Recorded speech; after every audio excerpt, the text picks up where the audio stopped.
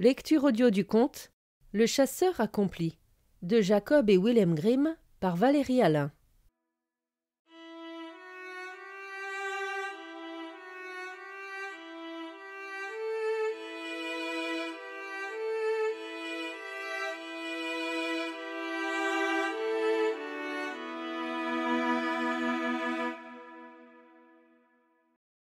Il était une fois un jeune gars qui avait appris le métier de serrurier et qui dit à son père qu'il avait à présent l'intention d'aller de par le monde pour faire ses preuves.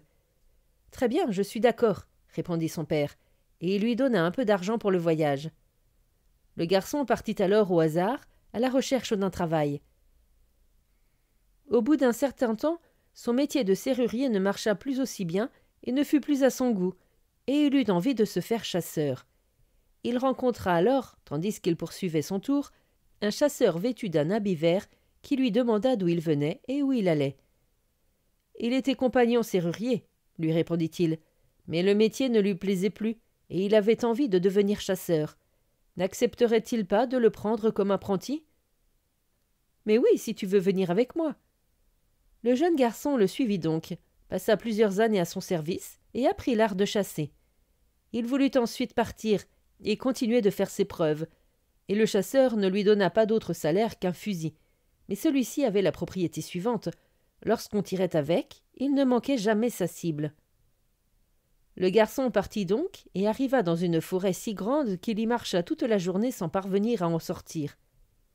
Quand vint le soir, il grimpa dans un grand arbre pour se mettre à l'abri des bêtes sauvages. Vers minuit, il lui sembla voir luire au loin une petite lumière. Il regarda dans sa direction à travers les branches afin de bien retenir où elle se trouvait. Mais il jeta tout d'abord son chapeau à terre, dans la direction d'où venait la lumière, pour marcher vers lui une fois qu'il serait en bas. Cela lui servirait de repère.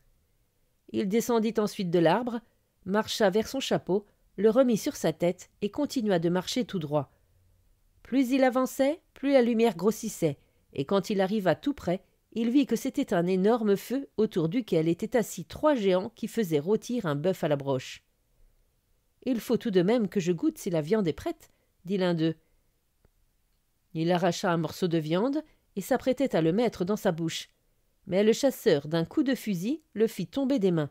« Eh bien, voilà que le vent m'enlève le morceau de la main, » dit le géant en prenant un autre. Mais alors qu'il s'apprêtait à y planter ses dents, le chasseur fit tomber le morceau des mains une nouvelle fois. Le géant donna alors une gifle à celui qui était assis à côté de lui, en criant, furieux: « Pourquoi m'arraches-tu mon morceau des mains ? » ?»«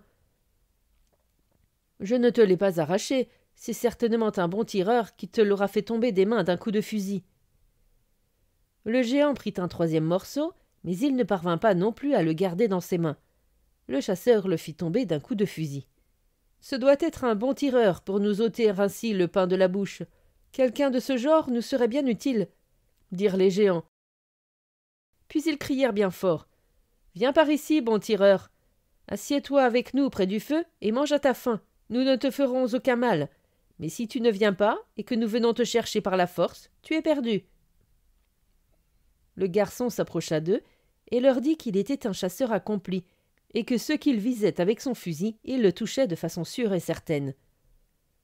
Les géants lui dirent alors que s'il venait avec eux, la vie lui serait douce.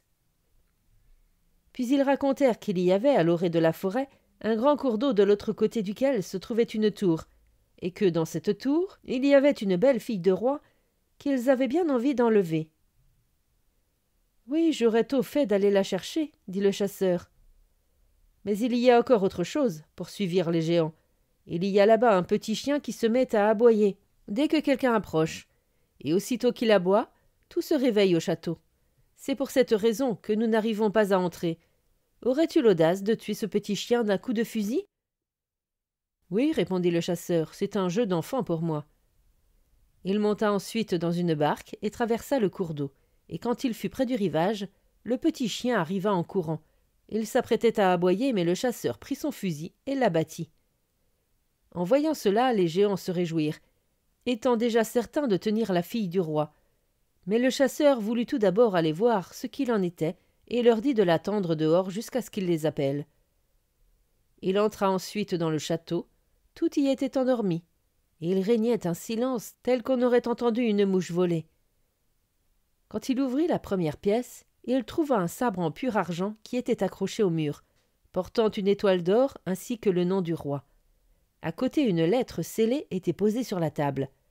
Il l'ouvrit et lut que celui qui détenait ce sabre pourrait tuer tout ce qu'il rencontrerait sur son chemin.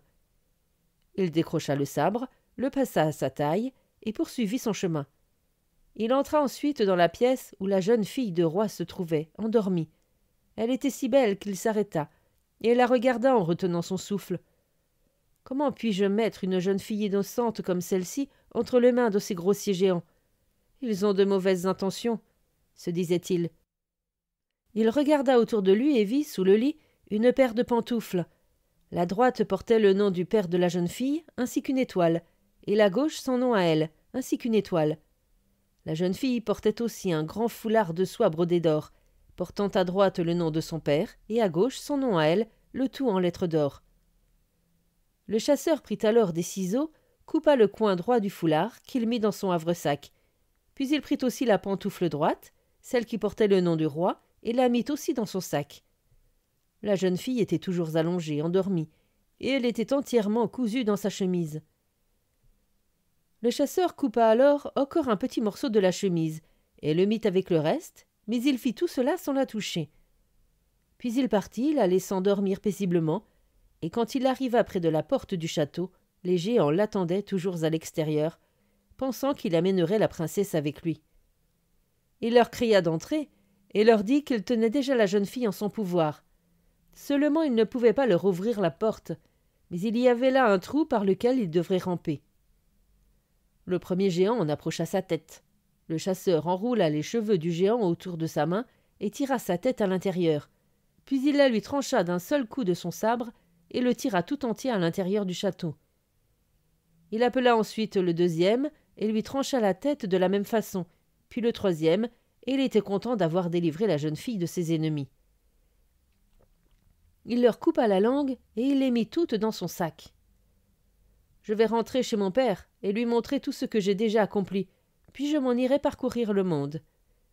La chance que Dieu veut m'offrir saura bien me trouver. » Cependant, le roi du château, en se réveillant, vit les 3 géants morts qui gisaient là.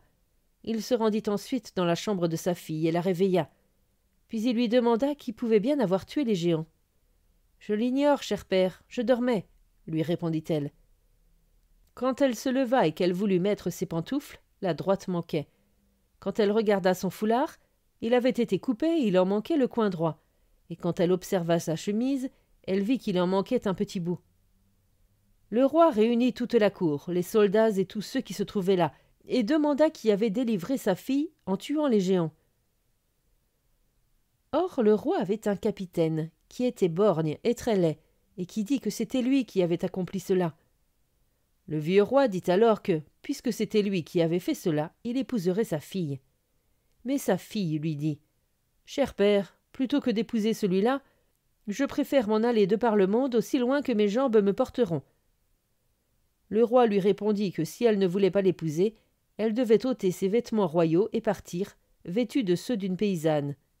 Elle devait se rendre chez un potier pour vendre de la vaisselle de terre. Elle ôta donc ses vêtements royaux et se rendit chez un potier à qui elle emprunta toutes sortes de pots de terre. Elle lui promit aussi de les lui payer le soir, quand elle les aurait vendus. Le roi l'obligea ensuite à aller s'installer avec ses pots à un coin de rue, puis il ordonna à plusieurs charrettes de paysans de passer au beau milieu de son étalage, afin de briser la vaisselle en 1000 morceaux. Lorsque la fille de roi eut installé sa marchandise sur le sol, les charrettes passèrent et la brisèrent, la réduisant à l'état de tesson. Elle se mit alors à pleurer et dit « Oh mon Dieu, comment vais-je faire pour payer le potier ?» Le roi voulait la contraindre ainsi à épouser le capitaine. Au lieu de cela, elle retourna chez le potier pour lui demander s'il voulait bien lui prêter de la marchandise une nouvelle fois. Il refusa et dit qu'elle devait d'abord lui payer ce qu'elle lui avait déjà emprunté. Elle alla alors trouver son père, pleurant et se lamentant, et elle lui dit qu'elle voulait partir de par le monde. Son père lui dit alors « Je vais te faire construire dans la forêt une petite maisonnette, où tu resteras jusqu'à la fin de tes jours, et où tu feras à manger pour tous ceux qui passeront. Mais tu n'auras pas le droit d'accepter d'argent en échange. » Lorsque la maisonnette fut prête, on accrocha sur la porte une petite pancarte avec ces mots: « Gratuit aujourd'hui, payant demain ».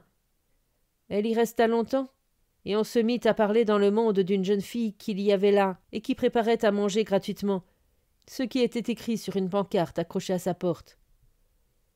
Le chasseur entendit aussi parler de cela, et se dit: « Toi qui es pauvre et qui n'as pas d'argent, voilà quelque chose qui te conviendrait. » Il prit donc son fusil et son sac, qui contenait encore tout ce qu'il avait pris au château en guise de preuve, puis il sortit dans la forêt, et il trouva effectivement la petite maison avec l'écriteau: « Gratuit aujourd'hui, payant demain ». Or il portait à sa taille le glaive à l'aide duquel il avait coupé la tête aux 3 géants. Il entra ainsi dans la maisonnette et se fit donner quelque chose à manger. Il se réjouit à la vue de la jeune fille, et il est vrai qu'elle était belle comme un ange. Elle lui demanda d'où il venait et où il allait, ce à quoi il répondit: « Je voyage de par le monde ». Elle lui demanda alors d'où il tenait ce glaive qui portait le nom de son père. Il lui demanda en retour si elle était la fille du roi. « Oui, répondit-elle. Avec ce sabre, j'ai coupé la tête à 3 géants, dit-il en sortant de son sac les 3 langues en guise de preuve. Il lui montra ensuite la pantoufle, le coin du foulard et le morceau de chemise. La joie de la jeune fille fut alors à son comble, et elle lui dit qu'il était celui qui l'avait délivré.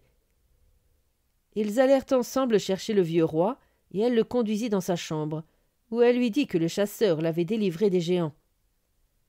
À la vue de toutes ces preuves, le vieux roi n'en put plus douter, et dit qu'il était heureux de savoir comment tout s'était passé, et qu'à présent le chasseur devait épouser sa fille. Celle-ci s'en réjouit de tout son cœur. Ils habillèrent ensuite le chasseur comme s'il était un seigneur étranger, et le roi fit préparer un repas en l'honneur de son invité. Quand on s'installa à table, le capitaine vint s'asseoir à la gauche de la fille du roi et le chasseur à la droite. Le capitaine croyait qu'il s'agissait d'un seigneur étranger qui était venu en visite. Quand ils eurent mangé et bu, le vieux roi dit au capitaine qu'il allait lui poser une énigme qu'il devait résoudre. Un homme disait avoir tué 3 géants, et on lui demandait où était leur langue. Il avait regardé dans leur bouche et ne les y avait point trouvées. Comment était-ce possible? Il ne devait pas avoir de langue, répondit le capitaine. Non, tous les êtres vivants ont une langue, dit le roi, et il lui demanda ensuite le châtiment que mériterait un tel homme. Il mérite d'être mis en pièces. Le roi dit alors qu'il venait de prononcer sa propre sentence, à la suite de quoi le capitaine fut jeté en prison, puis écartelé. Quant à la fille du roi, elle épousa le chasseur. Celui-ci alla ensuite chercher son père et sa mère, qui vécurent dans la joie avec leur fils, et après la mort du vieux roi, il hérita de son royaume.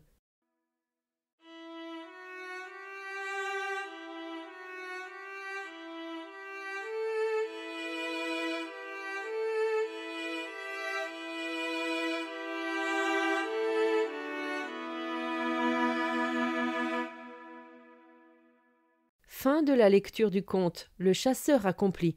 Merci de votre écoute, je vous rends vos oreilles, cœur avec les doigts.